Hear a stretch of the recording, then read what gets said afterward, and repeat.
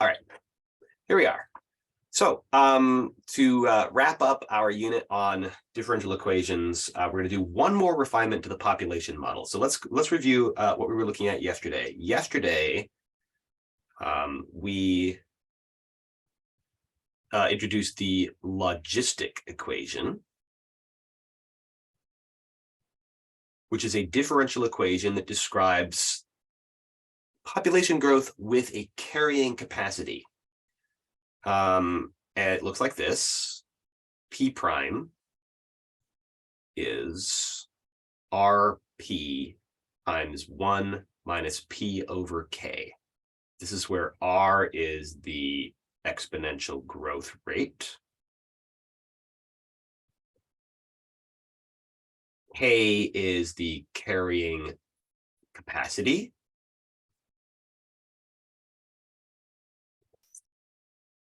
Sort of like the maximum population that the environment can sustain. Okay, and then P is our population, and that would be the variable. Population function. Okay, that's the variable in this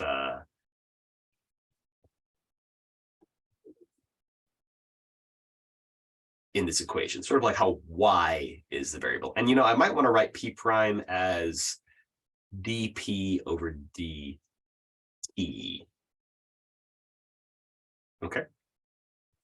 So it's clear that it's a rate of change with respect to time.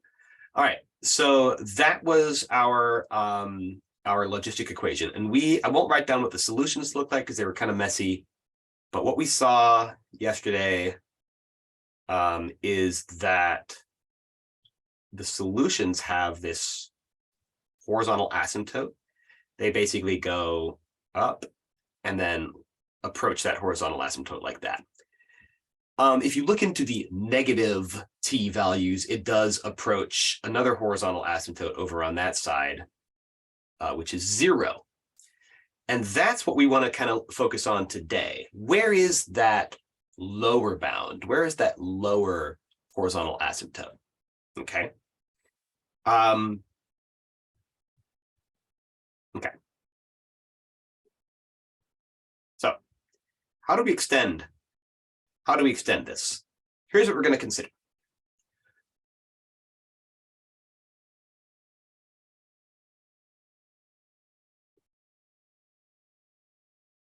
Hang on, let me get the vocabulary right. Got to pull up my notes here. My notes are just the textbook.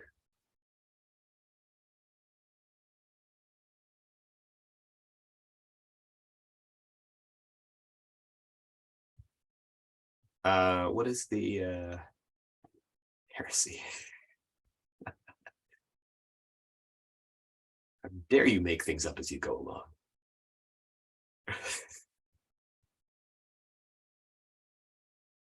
What is the vocabulary I'm looking for? Oh, a threshold population. That's what it is. Yes.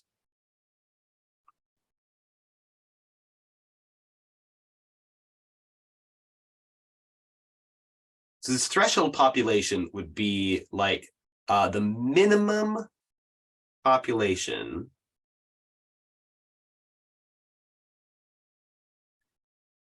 necessary for survival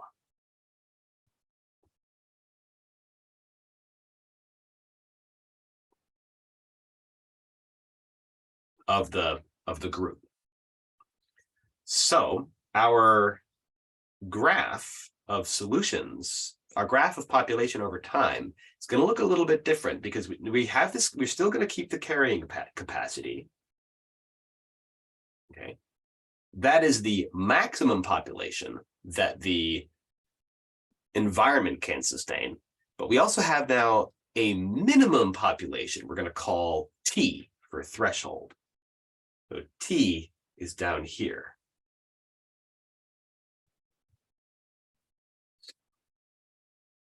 And we want this sort of S shape. We want that like in between these two horizontal asymptotes. We want it to go like sort of like that. Okay, so if your initial population is here, it increases and then levels off.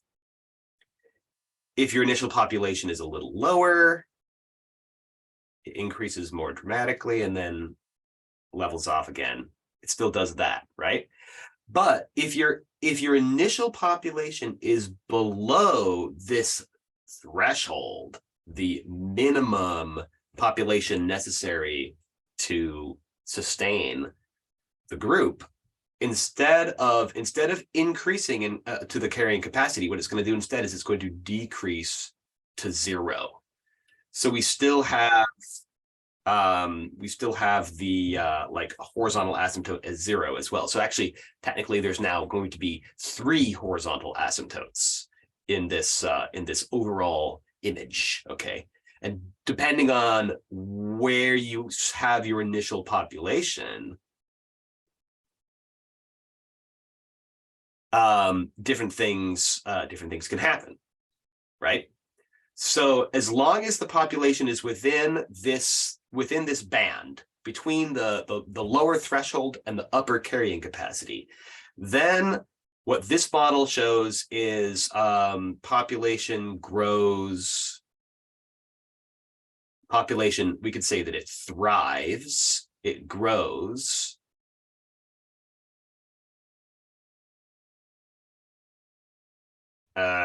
And approaches that K maximum, okay? But down here, what happens is the population struggles and dies out.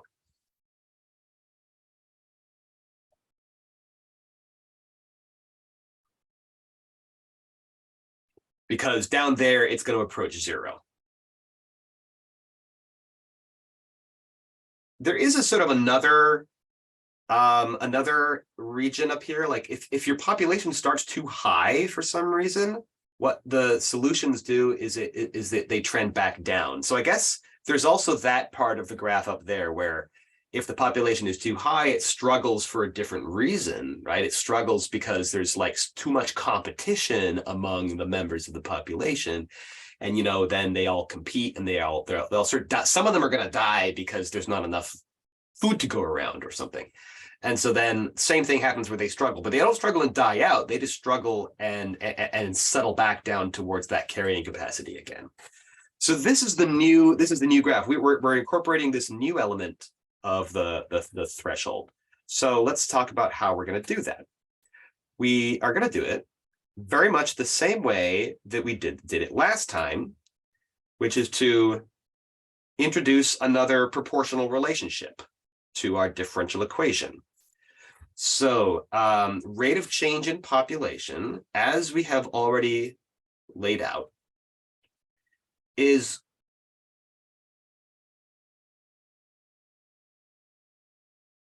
proportional to the population P. It's also proportional to that like distance away from the carrying capacity. What we're going to do is add in one more and the distance away from the threshold. Okay, so if we add in another one of these factors, it's identical. It's actually going to be identical to the way we did the carrying capacity. The factor in the differential equation looks exactly the same, but with T instead of K. When we do that, it will get what we want. So it's going to be a constant multiple. That's the constant of proportionality of P times our 1 minus P over K, and then times 1 minus P over T. Okay, so we're adding this new one. I'll put it in blue like I did. So it's adding the blue part. Here we go. Okay. Now let's take a look at our slope field. Okay, so we'll get a feel for what this is going to look like.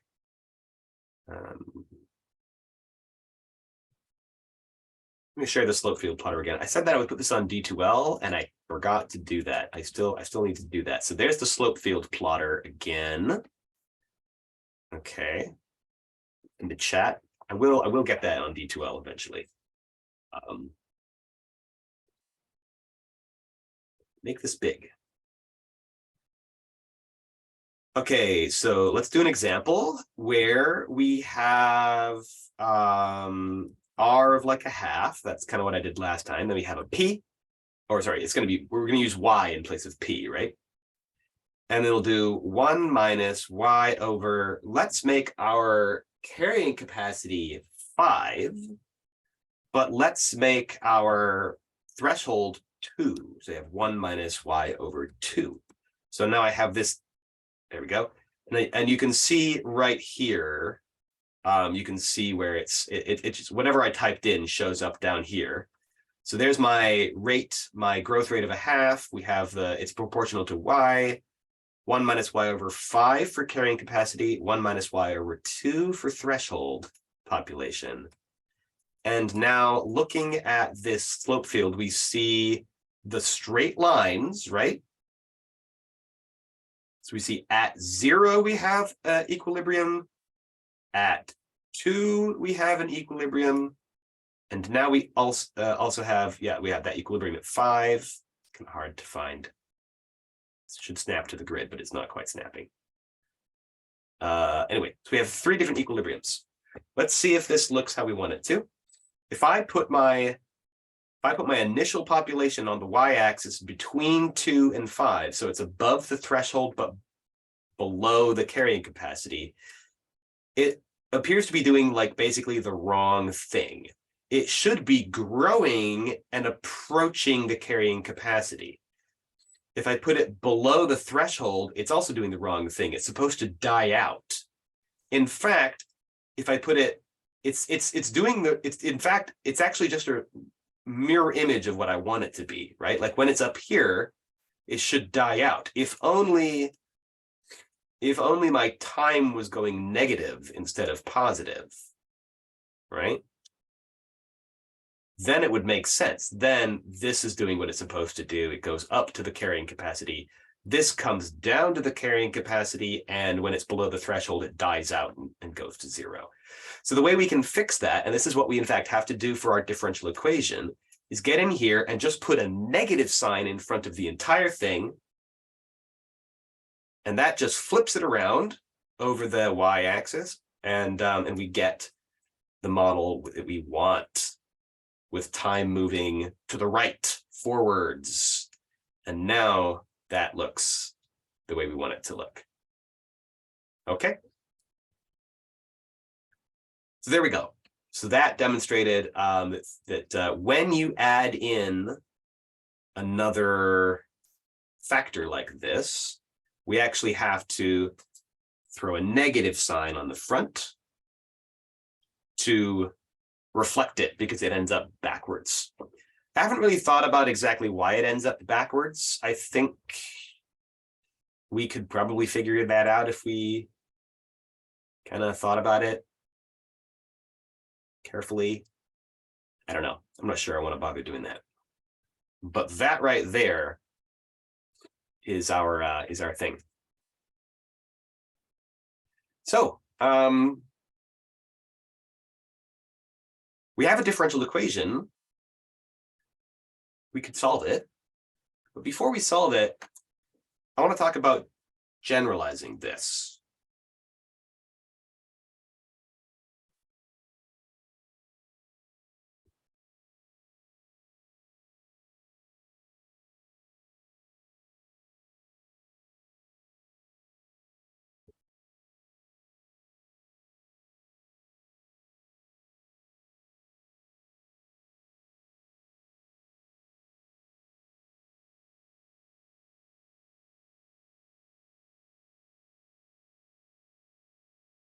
Okay.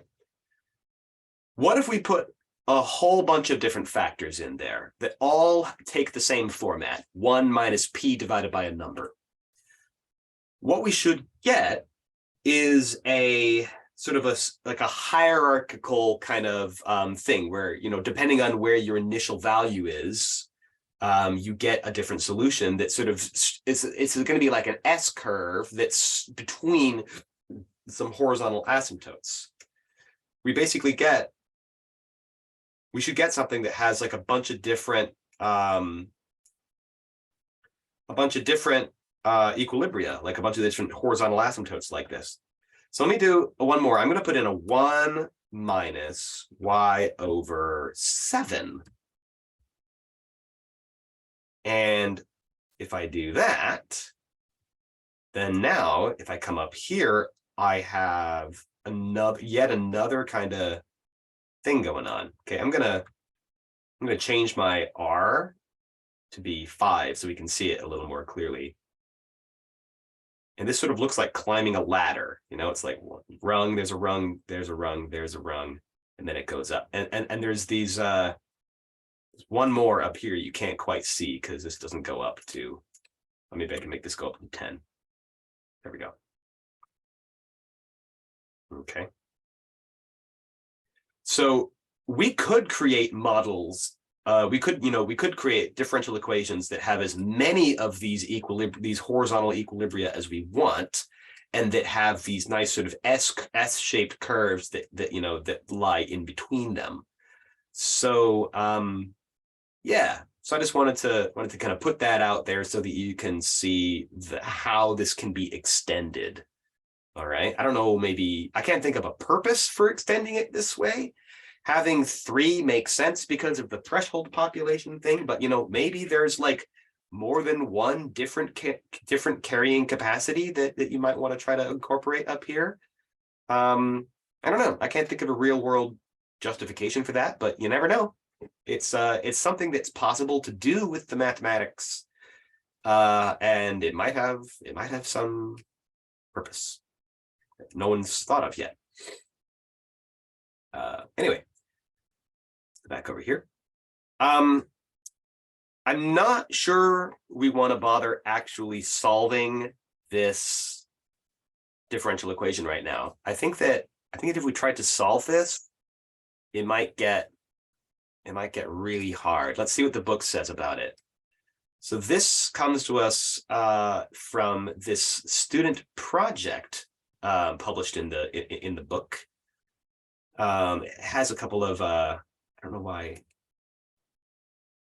Let's just pick it out here. It has a couple of interesting notes here. It says that it's useful to biologists, of course, and can be utilized to determine whether a given species should be placed on the endangered species list.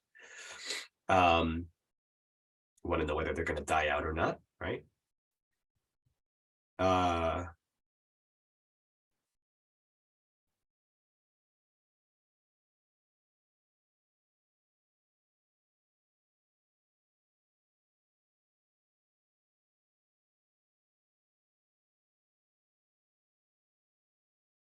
Down on number 4 here, it does say this equation can be solved using the method of separation of variables. So it's separable. That is true. However, very difficult to get the solution as an explicit function of t. And I think that's true. I think I want to look at that with you. I'm sure that's true. I believe the textbook. But I want to look at that with you so we can explore why. Like, what would that integral look like? And why would it be very hard to solve? Okay. If we try to solve this, we need to take all of this over to the other side. So we have like 1 over p times 1 minus p over k times 1 minus p over t dp, and then we have r dt. And what we did yesterday was we were able to take this and split it apart using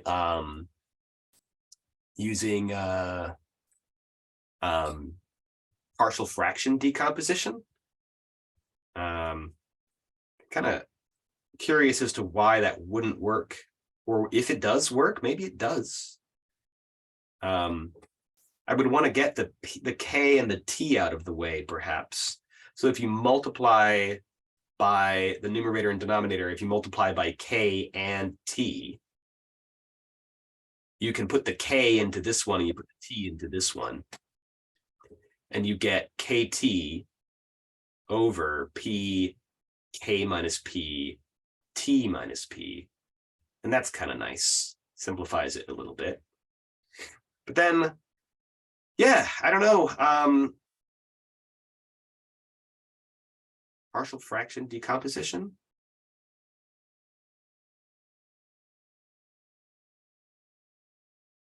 Maybe. I guess I won't go ahead and try it right now, like while you guys are, while we're together. But it seems reasonable to me that there might be a way to do a partial fraction decomposition into like something, something over p plus something over k minus p, and then plus something over t minus p. And if you can do that, then I don't see why you can't solve it. But I don't know.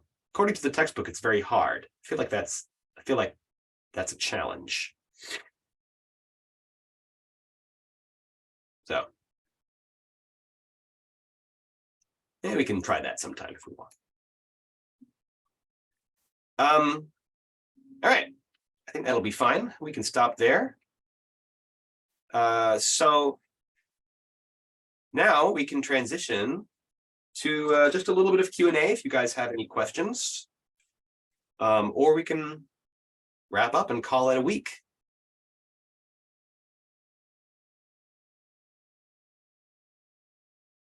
What do you guys think?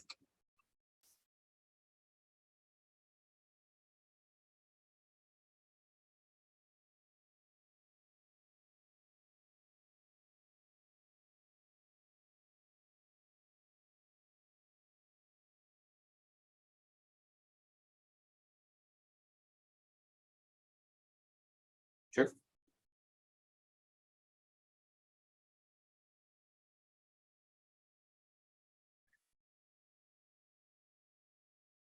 Well, folks, if you want to do a little bit of looking ahead, we're going to study sequences and series, infinite sequences and infinite series, mainly infinite series, after spring break. And we're going to spend quite a few weeks working on series and their applications. So you can start looking ahead at section 5 or chapter 5.